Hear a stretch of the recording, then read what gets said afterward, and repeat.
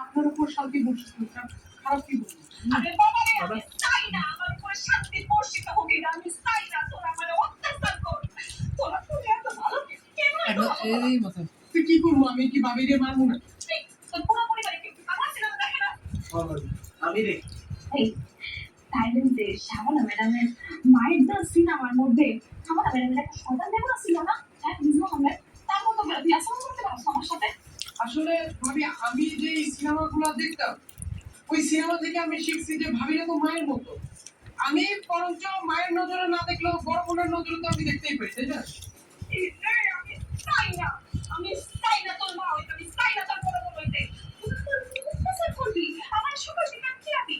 প্রয়োজনে পা থেকে মাথা পর্যন্ত আমার চোখের দিকে দেখ দেখ করে তাকাই থাকবি। তুই আমার দিকে 19-20 নজর দিবি। আমি সেই লজ্জায় দুঃখে মুখে কাপড় গুঁজে রান্নাঘরে সিপাই বসে কান্না করবো। তারপরে আমি আমার স্বামীর কাছে বিচার দিয়ে